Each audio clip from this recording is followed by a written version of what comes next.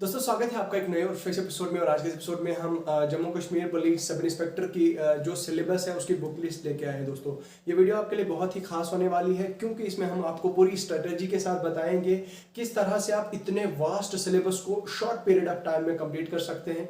तो वीडियो में आगे बढ़ने से पहले मैं चाहूंगा कि अगर आप मेरे यूट्यूब चैनल पर नए हैं तो मेरे चैनल को सब्सक्राइब करें, वीडियो को लाइक करें और शेयर करें। इसी के साथ साथ में दोस्तों वीडियो के डिस्क्रिप्शन में आपको हमारे सोशल मीडिया के लिंक्स मिल जाएंगे, आप वहां पे भी जाके हमें जरूर फॉलो करें और हमारे टेलीग्राम चैनल का लिंक भी आपको डिस्क्रिप्शन में मिल जाएगा। चलिए वीडियो को शुरू करते हैं। देखिए दोस्तों, आप सब जानते ही हैं कि Jammu Kashmir police sub inspector की जब रिक्रूटमेंट स्टार्ट हुई तो रिक्रूटमेंट स्टार्ट होने के बाद जो है वो कैंडिडेट्स बहुत सारे ऐसे थे जो वेट कर रहे थे सिलेबस का कि क्या एक्सपेक्टेड सिलेबस हो सकता है, सिलेबस कब आएगा। तो सिलेबस फाइनली जो है वो आ चुका है दोस्तों। अभी ऑलमोस्ट 10, 12, 15 दिन हो चुके हैं सिलेबस आए हुए और अभी भी कुछ ऐसे कैंडिडेट्स हैं जिनके मन में कंफ्यूजन है कि भाई कहाँ से स्टार्ट करें, कौन सा ऐसा पॉइंट है, कौन सी ऐसी चीज़ है जहाँ से हम स्टार्ट कर सकते हैं। तो बहुत सारे कैंडिडेट्स को की कंफ्यूजन जो है वो आज हम दूर करने वाले हैं। तो देखिए, अब ऑब्वियसली हम जानते हैं कि हमारे पास बहुत ही कम टाइम है और बहुत ही शॉर्ट पीरियड ऑफ टाइम में हमने बहुत सारा सिलेबस कवर करना है। तो ऐसे में क्या होगा कि ऐसे में हमारी स्मार्ट स्ट्रेटेजी ही यहाँ पे काम आएगी।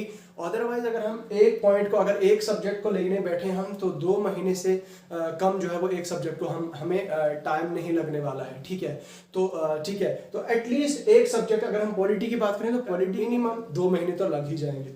तो क्या ऐसी स्ट्रेटेजी हो सकते हैं, चलिए बात करते हैं।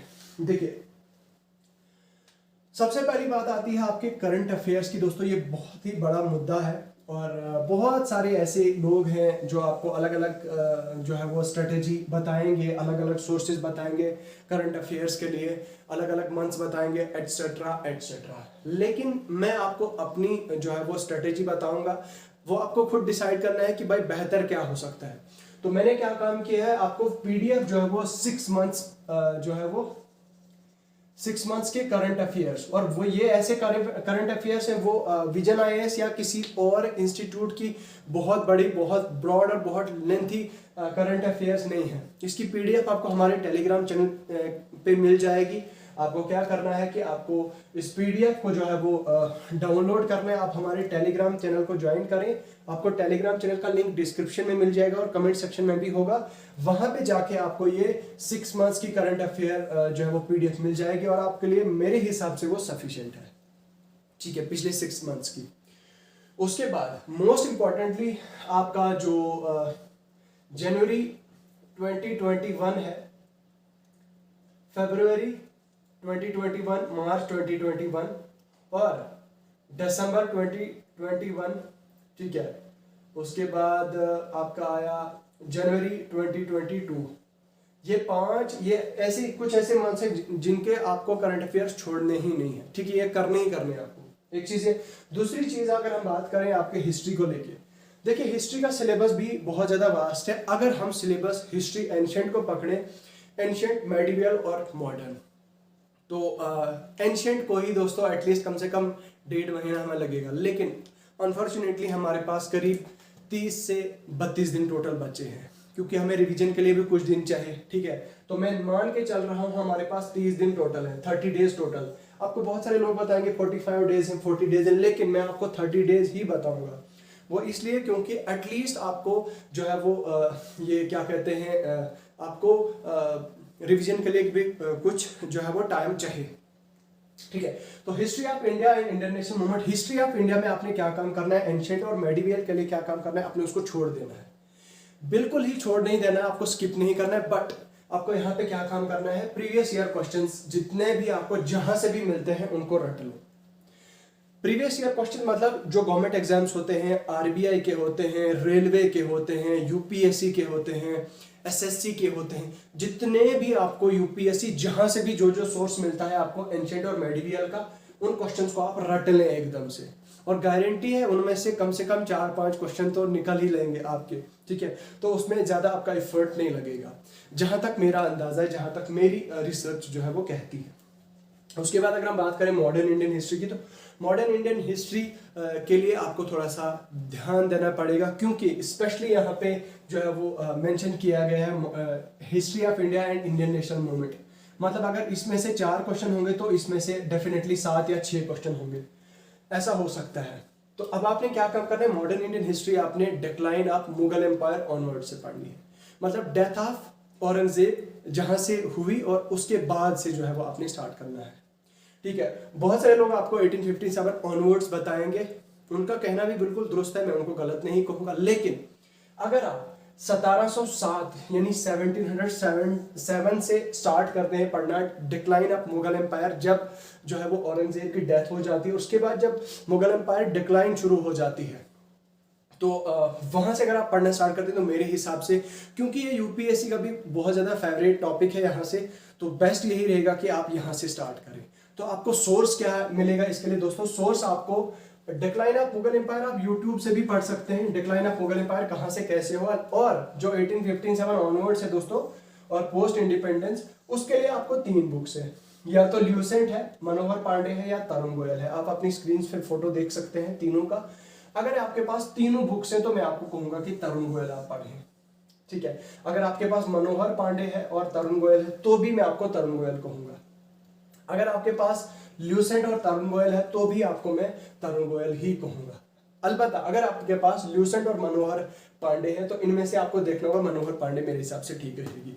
अब ऐसा नहीं है कि मैं ल्यूसेंट को गलत कह रहा हूँ, नंबर 1 मैं तरुण गोयल को रख रहा हूँ, नंबर 2 मनोहर और नंबर 3 ल्यूसेंट। ल्यूसेंट का थोड़ा सा ये है कि इसमें ज्यादा लेंथी है और इसमें शायद आपको ज्यादा टाइम लग सकता है, ठीक है। ये रही इसकी बात। उसके बाद अगर हम बात करें जियोग्राफी की दोस्तों, तो जियोग्राफी भी आपको इंडियन जियोग्राफी तरुण गोयल से ही कवर करनी पड़ेगी दोस्तों, क्योंकि टाइम बहुत कम है। और मस्ट जो आपको कंसंट्रेशन देनी है वो आपको rivers, Himalayas, plateaus, lakes, Ramsar sites, western eastern Ghats, इन सारी चीजों को आपको ने रट लेना है, बिल्कुल रट देना है आपको पूरा, ठीक है। तो इस पे आपने एमसीक्यूएस प्रैक्टिस भी जो है वो आपने साथ साथ में रखनी है। फिर रही दोस्तों आपकी बात वर्ल्ड जियोग्राफी की, तो वर्ल्ड जियोग्राफी में आपका आएंगे रिवर्स, ठीक है, deserts, ranges, countries, capital, states, smallest, largest, मतलब रिवर कौन सा बड़ा है, लार्जेस्ट पूरी दुनिया में, कौन सा स्मॉलेस्ट है, ठीक है, कौन सा दरिया कहाँ के बीच में फ्लो करता है, ठीक है, ओशन सीज, ठीक है, समंदरों के बारे में भी आपको थोड़ी थोड़ी नॉलेज रखनी है इसके बारे में। उसके बाद डेजर्ट्स, लार्जेस्ट डेजर्ट कौन सा है, स्मॉलेस्ट डेजर्ट कौन सा है, ठीक है, डेजर्ट्स की नॉलेज, रेंजेस की नॉलेज, ठीक है, कंट्रीज स्टेट कैपिटल, ठीक है, कंट्रीज और उनकी कैपिटल को भी आपने याद रखना है, उनकी करेंसी भी आपने याद रखनी है, ठीक है, करेंसी भी आपने याद रखनी है। और must emphasis must be laid on those countries जो कंट्रीज ज्यादा न्यूज में रही है, जैसे कि आपकी अफगानिस्तान न्यूज में रही है, ठीक है, इसराइल न्यूज में रही है, ठीक है, तो लेबनान न्यूज में रही है। उसके अलावा बहुत सारी ऐसी कंट्री, यूएसए, यूके, बहुत सारी ऐसी कंट्रीज हैं, चाइना है, तो ये सारी ऐसी कंट्रीज जो लगातार न्यूज में रह रही हैं, इन कंट्रीज की आपको करेंसी पूछ सकते हैं, इन कंट्रीज के आपको कैपिटल पूछ सकते हैं, इन कंट्रीज का एरिया आपको पूछ सकते हैं, ठीक है, तो जियोग्राफिकल एरिया पूछ सकते हैं, या वर्ल्ड की सबसे लार्जेस्ट कंट्री कौन सी है, आपके जो कॉन्टिनेंट्स हैं, कॉन्टिनेंट्स की आपको नॉलेज रखनी है, ठीक है। ओशंस मैंने आपको ऑलरेडी कहा, ये हो गया ज्योग्राफी का। उसके बाद अगर हम बात करें पॉलिटी की दोस्तों, तो पॉलिटी में आपको क्या काम करना है, मैंने पॉलिटी को 3 पार्ट्स में डिवाइड किया है। अब यहाँ पे आपको कॉन्स्टिट्यूशन ऑफ इंडिया अगर बताया है आपके सिलेबस में, तो यहाँ पे आप देख सकते हैं आर्टिकल 1 to 51 ये आपने करना ही करना है, एक ये चीज। इसके साथ साथ में आपने क्या काम करना है, प्रियम्बल भी रेडी करना है, तो डीपीएसबी भी इसी के अंदर आएगा, फंडामेंटल ड्यूटीज जो है वो इसके बाद आएगा, और कॉन्स्टिट्यूशनल बॉडीज ये आपने कवर करना है कॉन्स्टिट्यूशन ऑफ इंडिया में। उसके बाद जो दूसरा पार्ट है पॉलिटी का, वो है आपका गवर्नेंस। तो गवर्नेंस में आपको एक्ट्स पढ़ने हैं, बैकग्राउंड ऑफ इंडियन कॉन्स्टिट्यूशन कहाँ से आया, कौन सा एक्ट कहाँ से लाया, किस एक्ट में क्या चीज़ आई, और कौन सा पार्ट हमारे कॉन्स्टिट्यूशन का किस कंट्री से लाया, वो सारा background making of Indian constitution, ठीक है।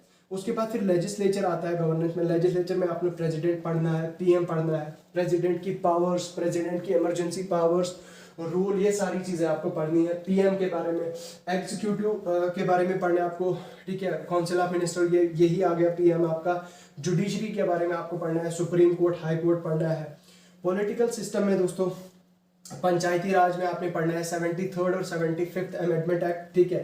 पब्लिक पॉलिसी में आपने प्लान्स पढ़ने हैं, 5 ईयर प्लान वगैरह, NITI Aayog and all that, वो स्कीम्स वो आपके करंट अफेयर्स में भी कवर हो जाएगा, ठीक है, अगर आप वो यहाँ से करते हैं। फिर राइट्स और इश्यूज, फंडामेंटल राइट्स और इश्यूज, इकोनॉमी, तो फिर इकोनॉमी का आपने पूरा जितना भी इकोनॉमी का सिलेबस है वो आपने सारी तरुण गोयल से रेडी करनी है, ठीक है। इकोनॉमी की हार्डली मुझे लगता है कोई 60 पेजेस है, मुश्किल से 60 पेजेस होंगे आपके तरुण गोयल पे, और बहुत इजी है। Plans, 5 year plans, planning commission, poverty, क्या कहते हैं, अनएम्प्लॉयमेंट, ये सारी चीजें जो है वो आपको तरुण गोयल में मिल जाएंगी और आप बहुत ही शॉर्ट पीरियड ऑफ टाइम में इसको कवर कर सकते हैं, प्रोवाइडेड दैट आप डेडिकेटेड हो, ठीक है। तो उसके बाद बात करते हैं हम आपकी एनवायरनमेंट पे। तो एनवायरनमेंट और जो साइंस है दोस्तों, जनरल साइंस, एनवायरनमेंट और जनरल साइंस को मैंने एक ही जो है वो पार्ट में ले लिया है, तो वो मैंने आपको बताया तरुण गोयल, अगेन ल्यूसेंट और मनोहर पांडे।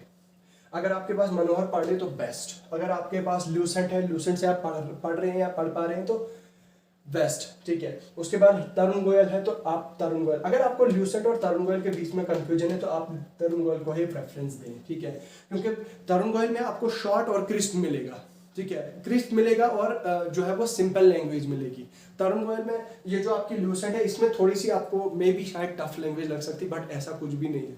हाँ, आप मतलब प्रेफर कर सकते हैं तरुण गोयल को ही, ठीक है, यहाँ पे इस केस में। उसके बाद रही बात दोस्तों J&K रीऑर्गेनाइजेशन एक्ट। तो रीऑर्गेनाइजेशन एक्ट के लिए आपने नंबर 1 यूट्यूब से जो है वो जो आपका बेस्ट सोर्स लगे, आपका जो बड़े बड़े यूट्यूब चैनल्स हैं इंडिया के जो यूपीएससी की प्रिपरेशन करते हैं, जैसे स्टडी IQ है आपका, अनअकैडमी है, या उसके अलावा अड्डा 24x7, ऐसे बड़े बड़े यूट्यूब चैनल्स हैं। अगर उन्होंने इस टॉपिक को कवर किया है तो पूरे उसके नोट्स बनाए, नंबर 1।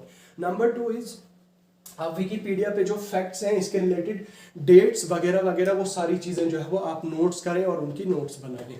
ऑलराइट, तो मुझे लगता है 2-3 घंटे का ये टॉपिक है और ये खत्म हो जाएगा। उसके बाद जो है वो बोलता रीजनिंग और मैथ्स, ये 2 ऐसे टॉपिक्स हैं। रीजनिंग पे भी मैंने ऑलरेडी वीडियो बना के रखी है और मैथ्स पे भी मैंने ऑलरेडी वीडियो बना रखी है। रीजनिंग के क्या क्या ऐसे टॉपिक आ सकते हैं, मैथ्स के क्या क्या ऐसे टॉपिक आ सकते हैं, पूरा मैंने एक्सप्लेन किया हुआ है पिछली वीडियोस में। आप वो वीडियोस चेक कर सकते हैं, आपको प्लेलिस्ट में मिल सकती है, या आपको वीडियो की डिस्क्रिप्शन में भी उनका लिंक मिल जाएगा, आप वो वीडियो जरूर देख सकते हैं।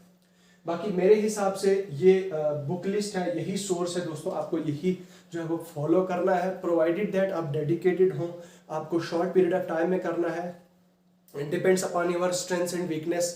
मान लो अगर मेरी स्ट्रेंथ ये है कि मुझे पॉलिटी आती है, ज्योग्राफी भी मैंने पढ़ रखी है, रीजनिंग भी आती है मुझे, इंग्लिश भी मुझे आती है, ठीक है, तो उसी हिसाब से फिर मुझे डिवीजन करनी है अपने सिलेबस की, ठीक है, मुझे उसी हिसाब से फिर अपनी डिवीजन करनी है, मुझे क्या चीज़ सबसे पहले पढ़नी है, क्या उसके बाद पढ़नी है, क्या उसके बाद पढ़नी है, ठीक है। तो अपनी स्ट्रेंथ और वीकनेस के हिसाब से देखिए, मान लीजिए अगर आपकी कोई स्ट्रेंथ बहुत मजबूत टॉपिक है तो उनको आप 1-2-3 दिन के अंदर खत्म कर दें, उनका खेल आप पहले ही खत्म कर दें। जैसे साइंस है आपका या इंग्लिश है आपका, तो ये ग्रामर वगैरह, ये सारी चीज़ें जो छोटी छोटी चीज़ें हैं जो आपकी स्ट्रांग पार्ट है, उनको आप 2-4 दिन में समेट लें, खत्म कर दें, साइड पे रख दें, ठीक है। उसके बाद मेन जैसे कि आपका न्यूमरेसी आया, मैथमेटिक्स डी आया, डाटा इंटरप्रिटेशन आया, तो आप उस पर जो है वो ध्यान दें। डाटा इंटरप्रिटेशन या हिस्ट्री आई आपकी, इंटरनेशनल मूवमेंट, या आपका ज्योग्राफी आया या पॉलिटी आया, तो जो आपका ऐसा सब्जेक्ट है जो आपने अभी तक नहीं पढ़ा है तो आप उस पर फोकस करें। अब ऐसा नहीं कि एक सब्जेक्ट ही आप 4-5 दिन पढ़ते गए, इस पे भी मैं एक स्ट्रेटेजी बनाऊंगा, इस पे जो है वो मैंने एक स्ट्रेटेजी वीडियो बनाऊंगा कि क्या आप किस तरह से टाइम टेबल को यूटिलाइज करें, किस तरह से आप डिवीजन कर सकते हैं और क्या क्या आपको जरूरी करना है। तो बाकी मुझे लगता है दोस्तों आज की इस वीडियो में फिलहाल इतना ही। बाकी वीडियो की डिस्क्रिप्शन में हमारे ब्लॉगिंग चैनल का लिंक मिल जाएगा, आप हमारे ब्लॉगिंग चैनल को भी सब्सक्राइब करें। बाकी मिलता हूँ आपसे नेक्स्ट वीडियो में, तब तक के लिए अपना ख्याल रखिएगा। खुदा हाफिज़।